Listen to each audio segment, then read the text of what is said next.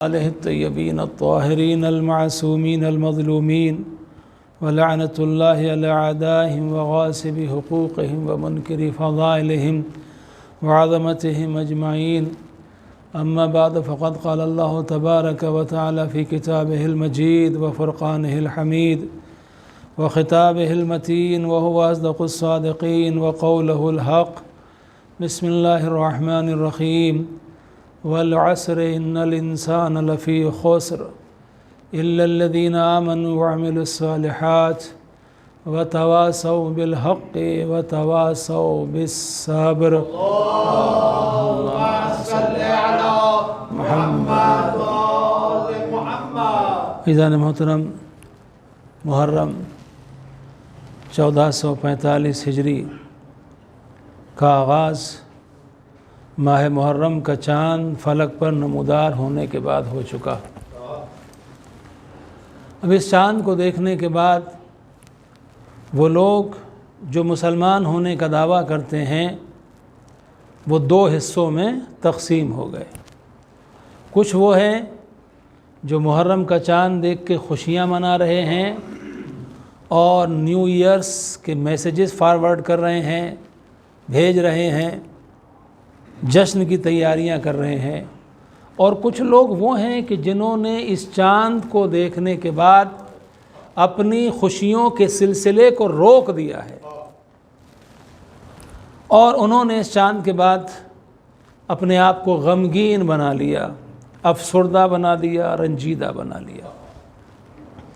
ظاہر سی بات ہے کہ جو خوش ہو رہے ہیں وہ بھی اپنے آپ کو یہ کہتے ہیں کہ ہم مسلمان ہیں، ہم قرآن والے ہیں، ہم اللہ والے ہیں، ہم رسول والے ہیں، ہم پکے سچے مسلمان ہیں۔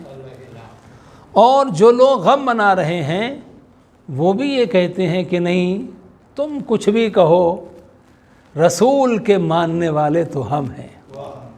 اس لیے کہ میزان یہ ہے، پیمانہ یہ ہے، جب کہیں پر کسی کا آپ کو ٹیسٹ لینا ہو، اندازہ کرنا ہو، جاننا ہو، انکوائری کرنا ہو کہ یہ کس کا دوست ہے، کس کا دشمن ہے، تو آپ اس کے چال ڈھال کو دیکھیے، اس کے گھر کے ماحول کو دیکھیے، اس کے انداز کو دیکھیے۔ جو محب ہے، جس سے ہم محبت کرتے ہیں، اگر اس کے گھر میں کوئی غم ہوگا تو اس سے محبت کرنے والا کبھی خوشی نہیں منا سکتا، اور اگر اس کے گھر میں خوشی ہوگی تو یہ غم نہیں منا سکتا۔ آپ نے نہیں دیکھا ہوگا کہ کوئی انسان کسی کی میت پر لال کپڑے پہن کے جاتا ہو، اور آپ نے یہ بھی نہیں دیکھا ہوگا، اگرچہ کہیں کہیں پر یہ چیز بھی ہو جاتی ہے کہ وہ جو سوٹ کا ایک سلسلہ ہے تو اس میں لوگ انجانے میں چلے جاتے ہیں، ورنہ یہ نہیں ہوتا کہ کوئی شادی میں کالے کپڑے پہن کر جائے، چونکہ یہ غم کی نشانی ہے اور وہ خوشی کی نشانی ہے۔ تو معلوم یہ ہوا کہ اگر اندازہ لگانا ہو کہ اپنا کون ہے اور غیر کون ہے، تو لباس سے پہچانا جاتا ہے، صورت سے پہچانا جاتا ہے۔ اگر خوشی میں خوش ہو رہا ہے تو اپنا والا ہے، اور خوشی میں غم منا رہا ہے تو غیر والا ہے۔ اگر خوشی کے اندر وہ جشن منا رہا ہے تو پھر چاہنے والا ہے، اور خوشی کے اندر اگر ماتم کر رہا ہے تو غیر والا ہے۔ تو اب سوال یہ ہے کہ رسول والا کون ہے؟ تو رسول نے کہا حسین منی وانا من الحسین، حسین مجھ سے ہے اور میں حسین سے ہوں، لہٰذا جو حسین والا ہے وہ رسول والا ہے، جو رسول والا ہے وہ حسین والا ہے۔ تو محرم کا چاند نکلا، دنیا میں فیصلہ ہو گیا، اب آپ پہچان لو رسول والا کون ہے اور رسول کا دشمن کون ہے۔ کہا کیسے معلوم ہوگا؟ کہا جو حسین والا ہے وہ رسول والا ہے، اور جو حسین کا دشمن ہے وہ یزید والا ہے۔ تو جو حسین کا غم منانے کے لیے فرش عزا بچھا دے وہ حسین والا بھی ہے، رسول والا بھی ہے، اور جو خوشی منا لے وہ سمجھ لو کہ یزید والا ہے، معاویہ والا ہے۔ صلوات بر محمد و آل محمد۔ محمد اچھا درمیان یا لبیک یا حسین، لبیک یا حسین، لبیک یا حسین، لبیک یا حسین۔ لبیک یا حسین۔ لبیک یا اچھا، ایک عجیب بات درمیان میں آگے عرض کیے دیتا ہوں آپ کی خدمت میں، وہ یہ ہے کہ ہمیں ہمیشہ کہتے ہیں یہ رونے والی قوم، یہ ہمیشہ روتے رہتے ہیں، رون تڑو ہیں، یہ ان کا کام ہی رونا ہے، بس روتے ہیں روتے روتے. لیکن ایسا نہیں ہے، ہم وقت دیکھ کر روتے ہیں اور ہم وقت دیکھ کر خوشی مناتے ہیں. اگر کسی کا بیٹا دولہا بن رہا ہو اور وہاں جا کے کوئی رونے لگے تو لوگ کیا کہیں گے؟ باہر نکلو، بدشگنی کر رہے ہو، یہ خوشی کا موقع ہے. اور کسی کا جنازہ پڑا ہو اور کوئی ہنسنے لگے تو لوگ یہ کہیں گے کہ بھلے ہی تمہیں مرنے والے سے کوئی محبت عقیدت نہ ہو مگر کم سے کم انسان تو بنو. میت پر رویا جاتا ہے، ہنسا نہیں جاتا. توجہ ہے نا؟ یعنی اس کا مطلب یہ ہوا کہ مسلمان ہونا تو بڑی بات ہے، انسانیت کا تقاضا یہ ہے کہ خوشی کے موقع پر خوش ہوا جائے اور غم کے موقع پر غم منایا جائے. اب یہ جو ہم سے کہتے رونے والے ہیں، یہ باعث جماعت ثانی دسترخوان کیا کہ بھائی آئیے، آپ کہتے ہیں نا کہ ہم روتے ہیں، آج ہم خوشی منا رہے ہیں، آج ہمارے یہاں دسترخوان سفرہ ہے امام حسن علیہ السلام کا، آئیں گے کھائیے بسم اللہ. تو کہا نہیں ہم تو نہیں آئیں گے. کیوں؟ کہا کہ نہیں آج جو ہے فلاں کے مرنے کی تاریخ ہے. تو کہا اچھا ٹھیک ہے، نہیں آئے تو 22 رجب کو آ جائیے، 22 رجب کو آ جائیے. بھائی یہ کنڈے ہو رہے ہیں، نیاز ہو رہی، امام صادق علیہ السلام کے آئیے کھا لیجئے. کہا کہ نہیں ہم نہیں آئیں گے. کیوں؟ کہا کہ آج تو امیر معاویہ کے مرنے کی تاریخ ہے، لہذا ہم شریک نہیں ہوں گے کنڈوں میں. کوئی بات نہیں ہے. اب ایک نئی بیماری نکلی ہے، شاید آپ تک پہنچی ہو، مجھے تو پہلی بار معلوم ہوا کہ 18 غدیر کے لیے کہا کہ نہیں یہ غدیر کا جشن نہ مناؤ. کیوں؟ کہا کہ یہ حضرت عثمان کی شہادت کی تاریخ ہے. توجہ ہے آپ کی؟ تو کسی نے بڑی اچھی بات کہی کہ 22 رجب کو بلایا تو کہا ابا مر گئے. 22 جمادی الثانی کو بلایا تو کہا ابا مر گئے، اور 22 رجب کو بلایا تو کہا ماموں مر گئے، اور 18 غدیر کو بلایا تو کہا خالو مر گئے. اب ہم کیا کریں؟ ہماری خوشی تم سے برداشت ہی نہیں ہوتی. ہمارے یہاں خوشی ہوتی، تمہارے یہاں کوئی مر جاتا ہے تو ہم کیا کر سکتے؟ صلوات بر محمد و آل محمد.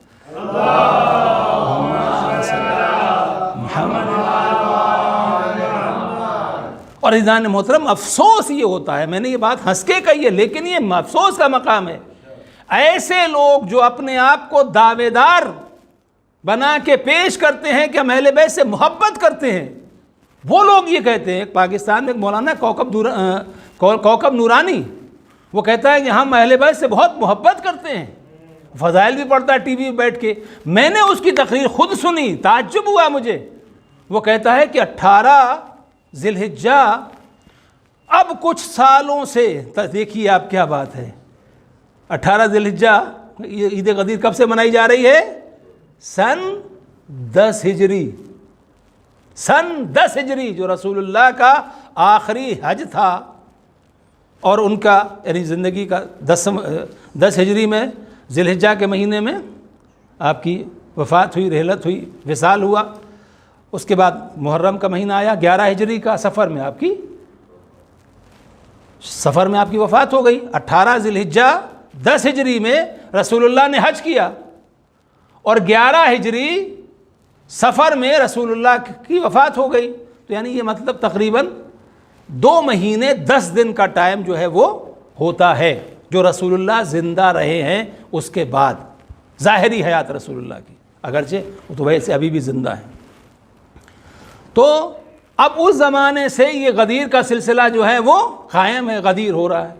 یہ اس بیچارے نے، یہ جو رسول اللہ سے محبت کرنے والا ہے، مولا علی سے محبت کرنے والا ہے، اہل بیت سے محبت کرنے والا ہے، 10 ہجری کا واقعہ اس کو 1440 کے بعد سننے کو ملا کہ غدیر بھی منائی جاتی ہے. کہتا ادھر کچھ سالوں سے شیعہ حضرات نے عید غدیر منانا شروع کر دی. یہ پہلے کبھی نہیں تھا، یہ ابھی ابھی شروع ہوا ہے. اب مسلمان پریشان ہیں، کیا کریں؟ تیسرے خلیفہ کا غم منائیں یا مولا علی کی ولایت کی خوشی منائیں، تو بہت زیادہ تکلیف ہے، پریشانی ہے، سمجھ میں نہیں آ رہا ہے۔ ہم نے کہا سمجھ میں آئے گا نہیں، سمجھ میں اس لیے نہیں آئے گا کہ جو 18 ذی الحجہ ہے، کسی روایت میں کہیں پر بھی نہیں ہے کہ حضرت عثمان کو قتل 18 ذی الحجہ کو کیا گیا ہے۔ تمام روایات جو ہیں وہ کوئی 8 ذی الحجہ کی ہے، کوئی 9 ذی الحجہ کی ہے، آخر میں جو روایات ہیں وہ 11-12 تک جا کے ختم ہو جاتی ہیں، 18 کی نہیں ہے۔ لیکن یہ بنائی گئی کیوں؟ تاکہ لوگ غدیر کی طرف نہ جائیں، ولایت کی طرف جائیں، ولایت کی طرف نہ جائیں۔ اب عجیب بات ہے، نہ تم اہل بیت کی ولایت کے جشن میں شریک ہو سکتے ہو، نہ اہل بیت کی شہادت کی مجلس میں شریک ہو سکتے ہو، اور اس کے بعد ہم سے کہتے یہ ہو کہ ہم تو بہت اہل بیت سے محبت کرنے والے ہیں۔ تو ہمارے ہاں مسئلہ یہ ہے کہ ہم الحمدللہ خوشی کے موقع پر خوشی مناتے ہیں اور غم کے موقع پر غم مناتے ہیں۔ اور کیوں مناتے ہیں؟ اس لیے کہ یہ بات اگر میں کہوں، آپ سب جانتے ہیں ماشاءاللہ، یہ بچے بھی اس بات کو جانتے ہیں کہ امام حسین علیہ السلام کا غم وہ ہے کہ جو سب سے پہلے رسول اللہ صلی اللہ علیہ وآلہ وسلم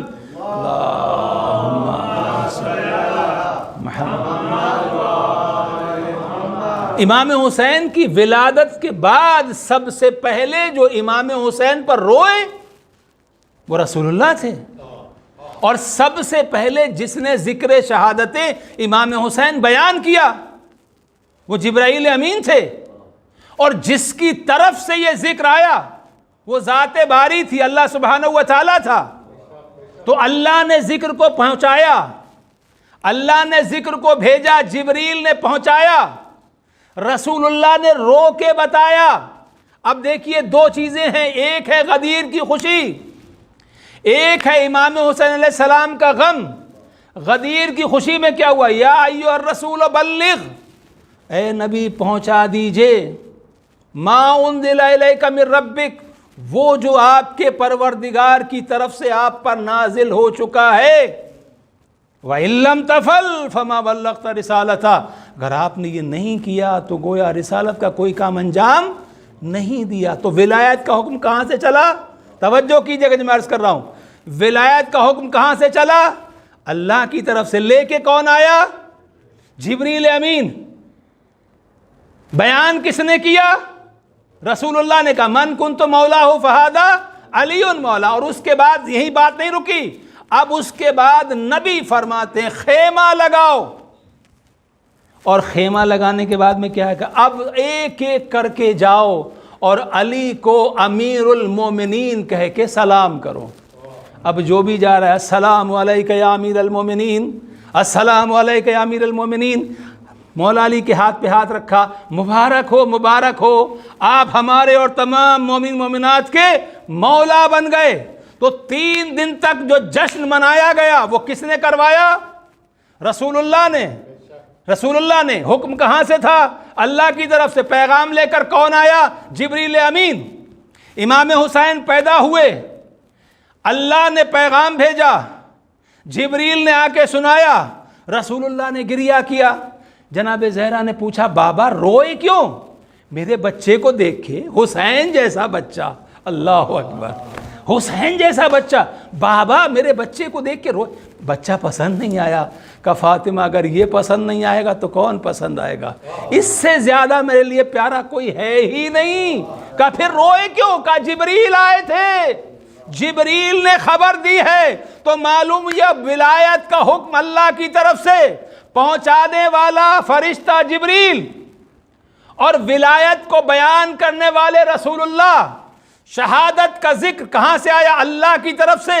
پہنچانے والا کون؟ فرشتہ جبریل۔ اور رونے والے کون؟ رسول اللہ۔ یعنی معلوم ہوا ہم خوشی بھی رسول کے طریقے پر مناتے ہیں، ہم غم بھی رسول کے طریقے پر مناتے ہیں۔ اللہ حکم دیتا ہے، رسول بیان کرتے ہیں، ہم خوشی مناتے ہیں اور ہم غم مناتے ہیں۔ صلوات بر محمد و آل محمد۔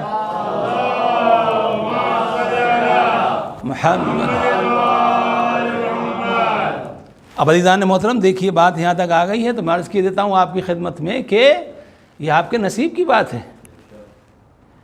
اگر آپ مجلس امام حسین کر رہے ہیں، اگر آپ امام حسین علیہ السلام کا غم بنا رہے ہیں، آپ اپنا ٹائم نکال کے آئے ہیں، یہ آپ خود نہیں آئے ہیں، آپ کو بھیجا گیا ہے۔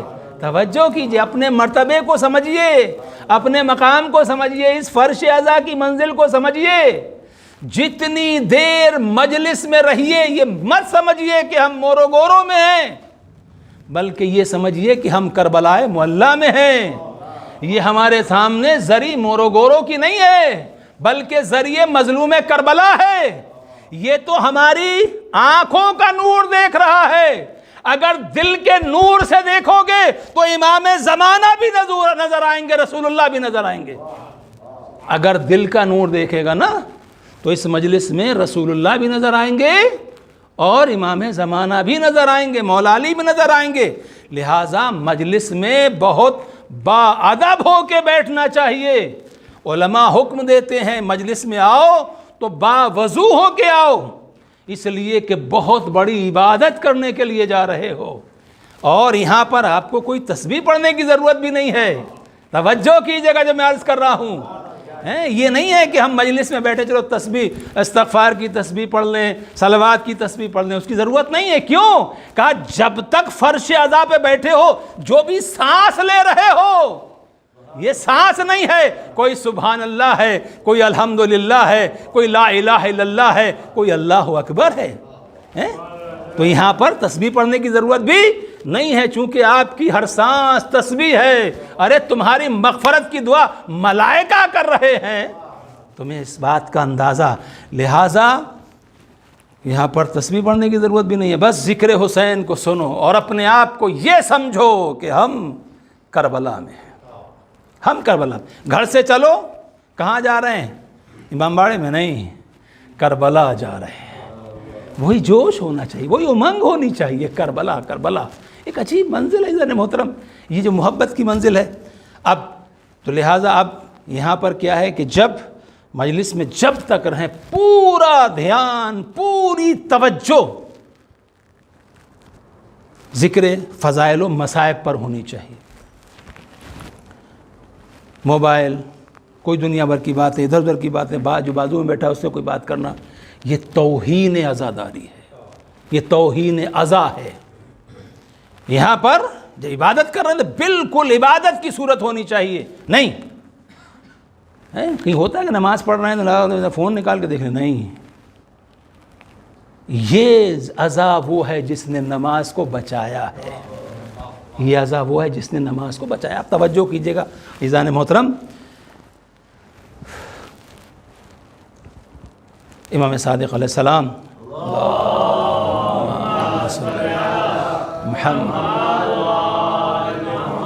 میرے فضل راوی ہے، بہت توجہ، چاند رات ہے لہذا اس کی مناسبت سے عرض کر رہا ہوں آپ کی خدمت میں۔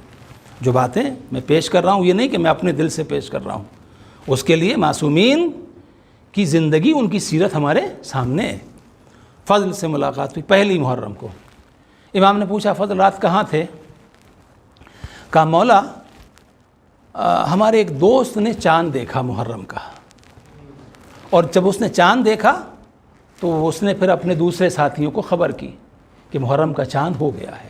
تو ہم لوگ ایک جگہ گئے اور جانے کے بعد ہم نے مظلوم کربلا کی فرش عزا بچھائی اور وہاں ہم نے ماتم کیا، مجلس کی، امام حسین علیہ السلام کا گریہ کیا۔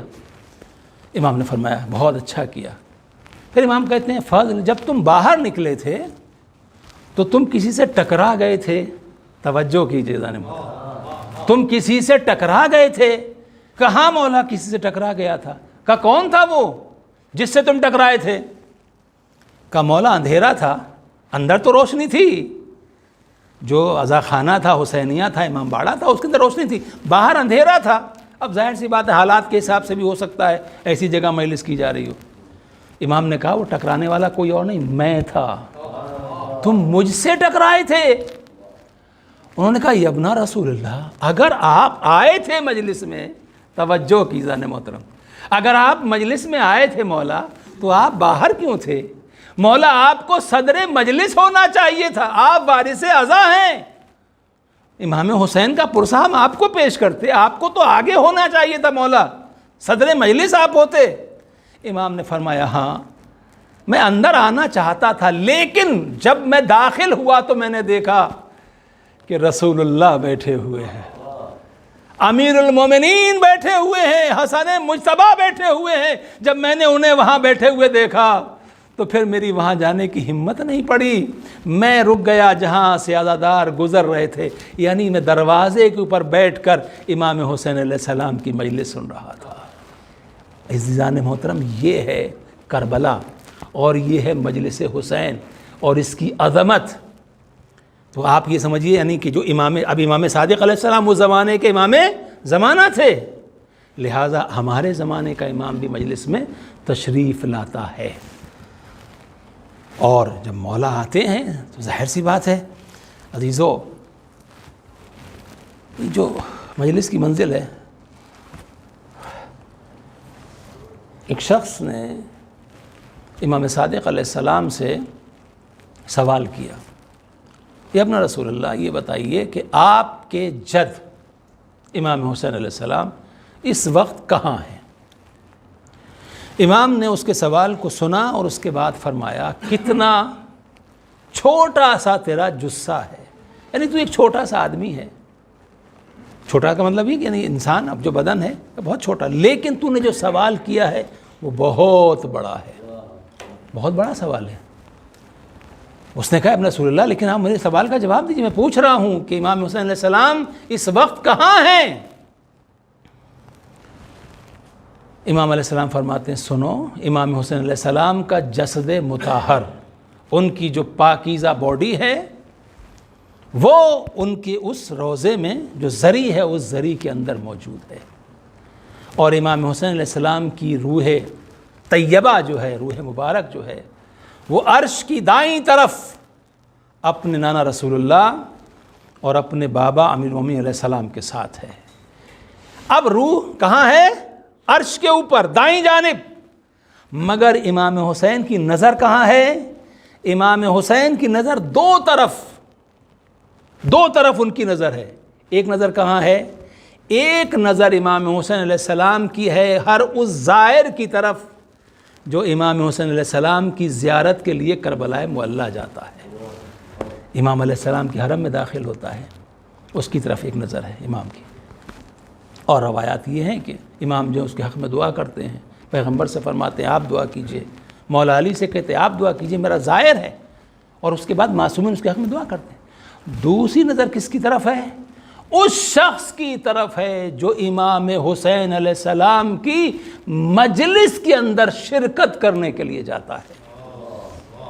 جو انسان امام حسین علیہ السلام کی مجلس میں شرکت کرنے کے لیے، شریک ہونے کے لیے، مجلس اٹینڈ کرنے کے لیے جاتا ہے، اس کے اوپر امام حسین علیہ السلام کی نظر ہے۔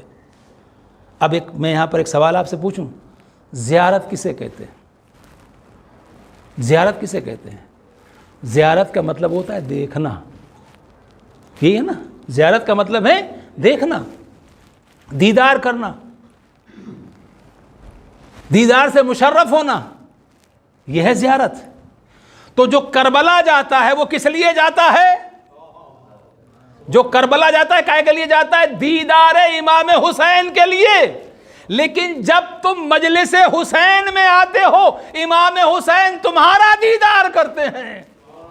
صلوات بر محمد و آل محمد۔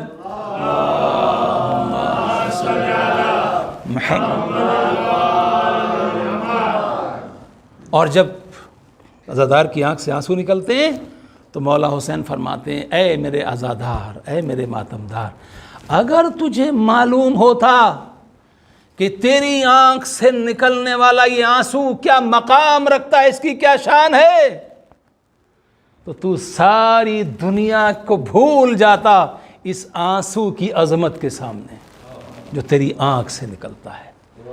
عزیزان محترم، یہ نصیب والے لوگ ہیں ہم الحمدللہ کہ ہم کو ذکر امام حسین علیہ السلام اور محبت حسین علیہ السلام کرنے کا شرف نصیب ہوا ہے۔ بہت ساری باتیں آ رہی ہیں لیکن میں زیادہ زحمت نہیں دوں گا آپ کو۔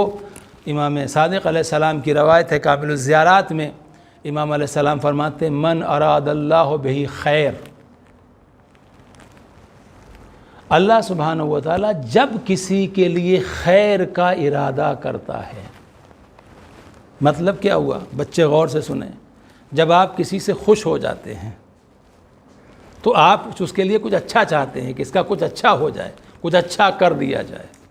تو من اراد اللہ بہ خیر، اللہ سبحانہ و تعالی جب کسی کے لیے خیر کا ارادہ کرتا ہے،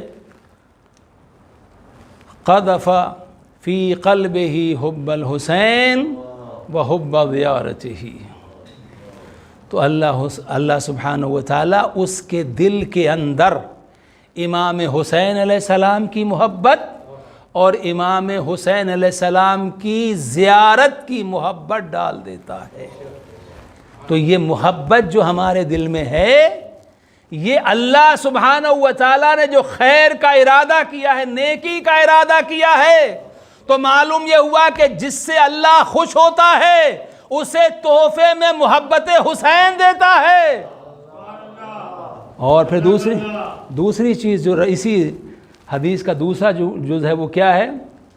من اراد اللہ بہ السوء، اور جس کے لیے اللہ سبحانہ و تعالیٰ برائی کا ارادہ کرتا ہے، قذف فی قلبہ بغض الحسین و بغض زیارتہ، تو اس کے دل میں امام حسین علیہ السلام کی دشمنی اور ان کی زیارت کی دشمنی پیدا کر دیتا ہے. تو عزیزان محترم، یعنی ہمارے دل میں یہ امام حسین علیہ السلام کی محبت کا آنا، یہ اللہ سبحانہ و تعالیٰ کا ہمارے اوپر احسان ہے. ورنہ یاد رکھیے، امام حسین علیہ السلام کو ہمارے آنسوؤں کی ضرورت نہیں ہے، ہمارے ماتم کی ضرورت نہیں ہے، ہمارے ذکر کی ضرورت نہیں ہے. امام حسین پر تو کائنات روتی ہے. حسین وہ مظلوم ہے جس پر زمین روئی ہے، جس پر آسمان رویا ہے، جس پر سورج رویا ہے. حسین وہ مظلوم ہے جس پر پتھر روئے ہیں. حسین وہ مظلوم ہے جس پر فرشتے گریا کرتے ہیں، جس پر جنات روتے ہیں. اب جن انسانوں کو اللہ سبحانہ و تعالیٰ نے ان کے دل کو اتنا پاکیزہ دیکھا، اس پاکیزہ دل کے اندر امام حسین علیہ السلام کی محبت کو ڈال دیا، اور جسے اس لائق نہیں سمجھا اسے حسین کے غم سے محروم کر دیا. تو عزیزان محترم، یہ نصیب والوں کو امام حسین علیہ السلام کی محبت ملتی ہے، سب کو نہیں ملتی. ہمیں ملی ہے.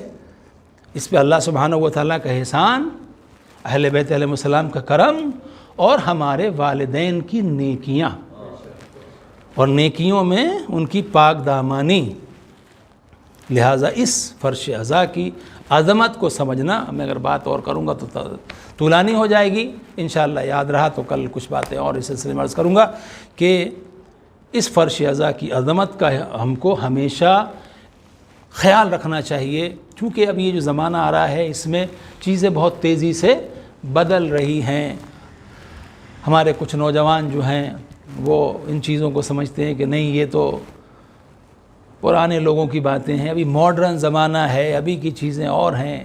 مگر آپ یاد رکھیے، آپ کتنے بھی ماڈرن ہو جائیے لیکن اسلام سے زیادہ ماڈرن نہیں ہو سکتے ہیں. اسلام وہ مذہب ہے جو کبھی پرانا ہو ہی نہیں سکتا. اگر یہ پرانا ہو جائے تو دین ہونے کا فائدہ نہیں ہے. جو چیزیں پرانی ہو جاتی وہ مارکیٹ میں نہیں، میوزیم میں ہوتی ہیں. یہ ہر جگہ امام حسین کا غم ہو کے بتا رہا ہے، ابھی تم بہت پیچھے ہو، حسین بہت آگے ہے. ابھی تو انشاءاللہ وہ دن بھی آئے گا جب چاند کے اوپر بھی ماتم حسین کیا جائے گا. صلوات بر محمد و آل محمد.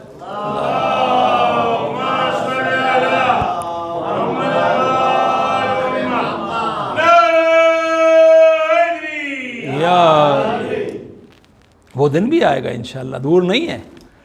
کوئی سوچ بھی نہیں سکتا تھا کہ کہاں کہاں ماتم کرنے والے موجود ہیں. اب معلوم ہو رہا ہے کہاں کہاں، کون سی زمین ہے جو غم حسین سے خالی ہے. ہر جگہ ان ملکوں میں جہاں سوچا نہیں تھا یہاں بھی ہیں. نکلے کرے یہاں تو بہت زیادہ ہیں، کہا یہ سب جگہ ملتے ہیں. اہل بیت کے چاہنے والے سب جگہ ملتے ہیں، علی والے ہر جگہ ملتے ہیں، کوئی جگہ خالی نہیں ہوتی. ایک ہی جگہ ہے جہاں علی والے نہیں ملتے، جسے جہنم کہا جاتا ہے. صلوات بر محمد و آل محمد. محمد. تو عزیزان محترم، یہ ہماری مجلسیں جو ہیں، یہ ان کا مقصد کیا ہے؟ امام حسین علیہ السلام کے اوپر گریہ کرنا. اور یہاں پر یہ حکم دیا گیا ہے، اب کا بکا، اب کا و تبا کا، رونا رونے والی جیسی، رلانا رونے والے جیسی صورت بنانا. اگر نہیں آنسو نکل رہے ہیں تو کم سے کم چہرہ جو ہے، چہرے کے اندر غم کے آثار ہونے چاہیے. اور عزیزان محترم، یہ انشاءاللہ اس کے علاوہ بھی کوشش کریں گے ہم لوگ کہ اس فرش عزا کے ذریعے سے ہم اپنے آپ کو کس طریقے سے بلند کر سکتے ہیں، ہماری زندگی کیسے کامیاب ہو سکتی ہے. میں نے سورہ عصر سے بات شروع کی ہے، انشاءاللہ اس میں پھر باتیں عرض کروں گا آپ کی خدمت میں کہ ہم کامیابی، ہر انسان سکسیس چاہتا ہے، کامیابی چاہتا ہے. کامیابی کیسے ملے گی؟ یہ فرش عزا ہی ہماری کامیابی کا ذریعہ ہے. اسی نے ہمارے ایمان کی حفاظت کی ہے، اور جناب زہرا کی دعاؤں نے ہماری قوم کی حفاظت کی ہے. آج جو ساری دنیا کے اندر مولا کے چاہنے والے موجود ہیں، یہ کسی بی بی کی دعا ہے. جب آپ روتے ہیں تو وہ دعا کرتی ہے، اے میرے لال کے رونے والو، اللہ تمہیں کوئی غم نہ دے، اللہ تمہیں ہر غم سے محفوظ رکھے. عزیزان محترم، یہ وہ ماں ہے جس نے امام حسین علیہ السلام کے سفر کے آغاز کے ساتھ مدینہ چھوڑ دیا تھا. بیٹا حسین، تم مدینہ چھوڑ رہے ہو، اب اماں بھی مدینے میں رہ کے کیا کرے گی میرے لال؟ اب تیری ماں وہاں جائے گی جہاں جہاں تو جائے گا. سلام ہو بی بی زہرا آپ کے اوپر. آپ نے زندگی میں، آپ نے مولا حسین علیہ السلام کی زندگی میں طریقہ یہ اختیار کیا کہ جہاں حسین جا رہے تھے وہاں آپ جا رہی تھیں. اور شہادت حسین کے بعد آپ نے طریقہ یہ بنایا کہ جہاں مجلس حسین ہوتی ہے آپ وہاں آ جاتی ہیں. جنت کی شہزادی تمہاری مجلس میں آتی، عزاداروں کے آنسوؤں کو لینے کے لیے. اے عزاداروں، یاد رکھنا، کسی بادشاہ کا تاج میرے رومال کے برابر نہیں ہو سکتا، لیکن میں تمہارے آنسوؤں کو اپنے رومال میں لے رہی ہوں تاکہ روز محشر تمہاری شفاعت کے لیے پیش کر سکوں. پروردگار، یہ میرے لال پر رویا تھا، اس نے میرے لال پر آنسو بہائے تھے. ہاں عزادارو، امام حسین علیہ السلام کو ولید نے دربار میں طلب کیا، اور ولید یہ کہتا ہے امیر شام دنیا سے گزر گیا، آپ سے بیعت یزید کا مطالبہ ہے، یزید کی بیعت کر لیجئے. امام علیہ السلام نے فرمایا ایسی باتیں رات کی تاریکی میں نہیں ہوتی، دن کے اجالے میں ہوتی ہیں. جو بات کرنا ہے کل دن میں کرنا. مروان نے کہا حسین ابھی تیری گرفت میں ہیں، تنہا ہیں، ابھی حسین کو قتل کر دے، بعد میں بہت مشکل ہوگا، یا تو بیعت کر لے حسین سے یا قتل کر دے. اتنا سننا تھا کہ ایک مرتبہ فاتح خیبر کہ لال کی آواز بلند ہوئی، اور امام نے اس کو کہا اے بے وفا ماں کے بیٹے، تیری یہ مجال کہ تو حسین کو ڈراتا ہے. بس یہ آواز بلند ہونا تھی کہ وہ جانثار جو دروازے پر امام حسین علیہ السلام روک گئے تھے، دیکھو اندر نہیں آنا جب تک میری آواز بلند نہ ہو. حضرت عباس نے قبضہ شمشیر پر ہاتھ ڈالا، تلوار کو نیام سے نکالا. ادھر استاد کی تلوار کا نکلنا تھا، فوراً علی اکبر نے تلوار کو نکال لیا، اور وہ بنی ہاشم جو ساتھ میں آئے تھے دربار کے اندر داخل ہو گئے. امام نے کہا ٹھہر جاؤ، ٹھہر جاؤ، ابھی منزل دور ہے، صبر کرو. امام حسین وہاں سے تشریف لے آئے. اب تیاری شروع ہو گئی، مدینہ چھوڑنا ہے، مدینہ چھوڑنا ہے. جناب زینب سلام اللہ علیہا، آپ نے روایات میں سنتے رہتے نا، امام علی علیہ السلام نے شرط رکھی تھی عبداللہ ابن جعفر سے، میں اپنی بیٹی کا حق تمہارے ساتھ کر رہا ہوں، لیکن ایک شرط ہے کہ جب کبھی اپنے بھائی کے ساتھ جانا چاہے تو روکنا روکنا نہیں. جناب زینب سلام اللہ علیہا جناب عبداللہ سے اجازت لی، امام حسین علیہ السلام کی خدمت میں آئیں۔ اب تیاریاں شروع ہو گئیں، سب تیار ہو رہے ہیں، جانا ہے، امام کے ساتھ جانا ہے۔ اور امام حسین علیہ السلام کہاں گئے؟ امام حسین علیہ السلام روضہ رسول پر پہنچے۔ السلام علیکہ یا جدی یا رسول اللہ، اے میرے نانا آپ پر سلام ہو، حسین آیا ہے۔ ایک مرتبہ رسول کی قبر سے لپٹ گئے، گریہ کرنا شروع کیا، نانا جا رہا ہوں، نانا تیرا دین بچانے کے لیے جا رہا ہوں، اے نانا میں روزانہ تیرے روضے پر زیارت کے لیے آتا تھا، نانا اب میری صغرا آئے گی، بچی ہے، اگر کبھی نہ آ سکے تو نانا معاف کر دینا۔ عزادار امام اتنا روئے، روایت کہتی امام کو غش آ گیا۔ ایک مرتبہ خواب میں دیکھا پیغمبر تشریف لائے، بیٹا حسین جاؤ، خدا حافظ۔ اب قبر رسول سے رخصت ہو کے ماں کی لحد پر پہنچے، اور ماں کی لحد پر ایسے پہنچے جیسے کوئی چھوٹا بچہ اپنی ماں کی آغوش میں کوہنیوں کی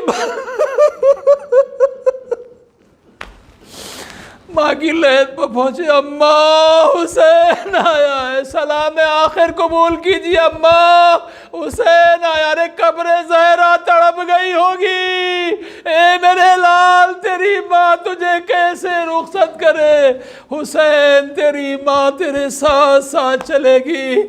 بھائی کی قبر پر پہنچے، بھیا حسن، حسین جا رہا ہے۔ عزادارو تیاری شروع ہو گئی، قافلہ روانہ ہونے کے لیے تیار ہے۔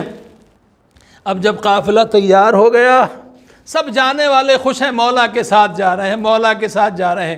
اب آپ مجھے بتائیے، اگر زیارت پہ پورا گھر جا رہا ہو، کربلا معلیٰ پورا گھر جا رہا ہو، اور ایک کوئی بچی جو اپنے باپ سے بہت محبت کرتی ہو اور مولا حسین سے بھی بہت محبت کرتی، اس سے کہا جائے تم گھر پہ رہ جاؤ، اس بچی پر کیا گزرے گی؟ سارا قافلہ تیار ہو رہا ہے، لیکن جناب صغرا سب کو دیکھ رہی ہے۔ کاش کوئی مجھ سے بھی کہہ دے صغرا تم بھی ساتھ چلو۔ اور اس کے بعد روایت کہتی ہے کہ جب سب تیار ہو گئے تو ایک مرتبہ امام حسین علیہ السلام نے جناب صغرا کی، چونکہ بیمار تھیں، ان کی چارپائی کو، ان کے بیڈ کو ایسے مقام پر رکھ دیا، بیویوں سے کہا کہ سب بیویاں جاؤ اور ایک ایک کر کے صغرا کو خدا حافظ کہو۔ ابھی بھی جاری جناب زینب پہنچی، بیٹا صغرا خدا حافظ۔ صغرا نے کہا پھوپھی اماں میں جانتی ہوں بابا آپ سے بہت محبت کرتے ہیں، اگر آپ میری سفارش کریں گی بابا ضرور مجھے لے کے جائیں گے، کہہ دیجئے بابا مجھے ساتھ لے کے چلیں۔ جناب زینب نے آنسو بہائے، بچی کے سر پہ ہاتھ رکھا، آگے بڑھ گئی۔ جناب ام کلثوم آئی، گریہ کیا، آگے چلی گئیں۔ اب ایک ایک بیوی آ رہی ہے، جناب صغرا سب سے کہہ رہی ہیں، لیکن بیویاں رو کے آگے بڑھ جاتی ہے۔ عزادارو ایک مرتبہ جب امام حسین علیہ السلام آئے تو جناب صغرا کہتی بابا مجھے لے کے کیوں نہیں جا رہے، بابا مجھے ساتھ لے کے چلیے بابا۔ اے بابا اگر بیویوں کی الماری میں جگہ نہیں ہے تو مجھے کنیزوں کی الماری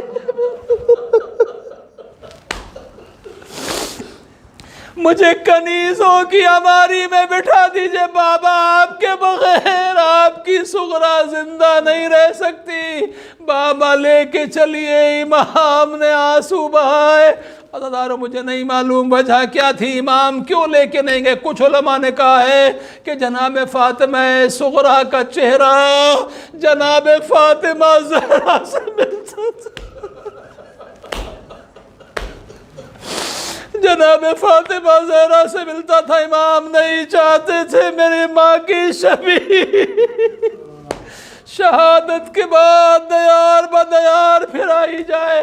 عزادارو بس مجلس تمام ہے، وہ مشہور جملے جو برابر آپ مجلسوں میں سنتے ہیں۔ جب سب رخصت ہو گئے، حضرت عباس علیہ السلام سے کہا چچا عباس سکینہ سے بہت محبت کرتے، لیکن مجھے معلوم ہے آپ کی محبت مجھ سے بھی کم نہیں ہے، چچا مجھے ساتھ لے کے چلیے۔ حضرت عباس نے بھی آنسو بہائے، آگے بڑھ گئے۔ علی اکبر سے کہا بھیا بھول نہ جانا کہا بہن گھبراؤ نہیں، میں تمہیں لینے کے لیے آؤں گا صغرا، میرا انتظار کرنا، میں لینے کے لیے آؤں گا۔ وآخر میں جناب ام رباب آئیں۔ ام رباب کی گود میں ایک بچہ ہے جو چند دنوں کا بچہ ہے، اب وہ چند دنوں کا بچہ گود میں ہے۔ ایک مرتبہ کہا اماں آپ جا رہی ہیں، میرے بھائی کو مجھے دے دیجئے میں پیار کر لوں۔ جناب صغرا نے جناب علی اصغر کو لیا، سینے سے لگایا، کچھ اس طریقے سے سینے سے لگایا کہ بچہ بہن سے اس طریقے سے چمٹ گیا کہ اب علی اصغر گود سے جدا نہیں ہوتے۔ جناب ام رباب کہہ رہی بیٹا آ جاؤ، اصغر نہیں آتے، بہت کوشش کر لی۔ جناب زینب نے کہا اصغر نہیں آئے۔ ایک مرتبہ امام حسین آئے، ہاتھوں کو پھیلایا، علی اصغر آ جاؤ، ارے اصغر نہیں آیا۔ امام اپنا منہ علی اکبر کے گوشت کے قریب لے گئے، نہ جانے امام نے اپنے دہنے مبارک سے علی اصغر کے کان میں کیا کہا۔ بچہ ہمک کے حسین کے ہاتھوں پر آ گیا، حسین نے سینے سے لگایا، سمجھ میں نہیں آیا کیا کہا۔ ارے جب 10ویں محرم کو حسین بچے کو لے کے میدان میں آئے، ہرملا کا تیر چلا، بچہ حسین کے ہاتھوں پہ منقلب ہو گیا۔ انا للہ و انا الیہ راجعون، رضا بقضائہ و تسلیما لامرہ۔ شاید امام نے کہا ہوگا اصغر اگر تم نہ آؤ گے میں کس کے لیے سوال آپ کروں گا، کس کے گلے پر ہرملا کا تیر چلے گا۔ اے میرے لال، میں کس کی میت کو اپنے ہاتھوں پر اٹھا کر آگے بڑھوں گا، پیچھے ہٹوں گا۔ انا للہ و انا الیہ راجعون۔